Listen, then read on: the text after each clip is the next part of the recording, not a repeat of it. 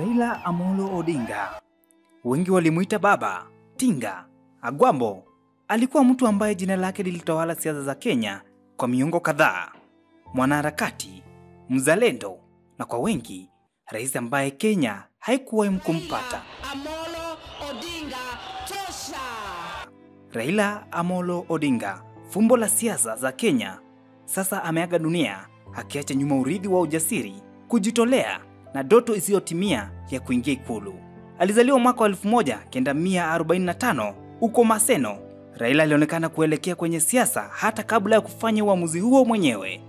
Baba yake, Jaramogi Oginga Odinga, alikuwa makamu wa kwanza wa rais wa Kenya. Alichonga njia ambayo familia hiyo ingetembea daima katika historia ya taifa. Safari ya Raila haikuwa ya starehe wala mamlaka.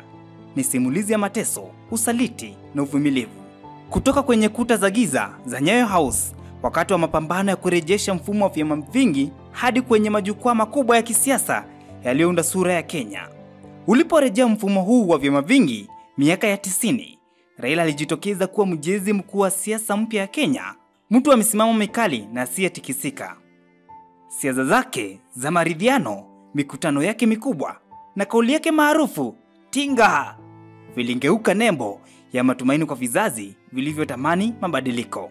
Lakini licha kujaribu mara 5 kuwa rais, mwaka 1997, 2007, 2013, 2017 na 2022 ambayo ni uchaguzi uliopita, ndoto ya Ikulu ilibaki ndoto. Kila uchaguzi ulikuwa tumaini jipya, kila kushindwa jeraha jipya. Lakini Raila hakuwahi kukata tamaa. Huenda tukio lilionyesha utu wake zaidi alikutokana na ushindi, bali msamaha. For the liberation of the people of Kenya from political oppression, from economic backwardness. Ule wa mwaka 2018 alipokutana kwa mkono wa Rais Uhuru Kenyatta, tukio lililotuliza taifa lililokuwa linapasuka na kubadilisha sura ya siasa milele. Zaidi ya siasa, Raila alikuwa mume wa Ida, baba na babu mpendwa, mhandisi kwa taaluma, mpenzi wa kadanda na mtu aliyependa muziki wa benga kama alivyopenda mijadala ya utawala bora. Nipatie mimi ile armband ile ya captain. Leo pasia linapofungwa kwa mtu ambaye kivuli chake cha kisiasa kilienea vizazi vingi, Kenya inasimama kidogo kukumbuka sio tu aliyoyapata bali kile alichosimamia. Kumbusha kwamba uongozi upimi kwa vio bali kwa mapambano kwa ajili ya wengine. Kwa miaka mingi ndoto yake ilikuwa Ikulu, lakini mafanikio yake halisi ni kuunda nafsi ya taifa.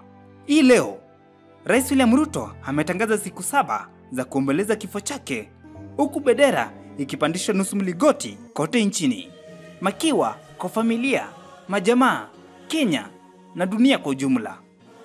Ripoti hii umeandaliwa na John Mutinda hapa ndani ya Ron TV International.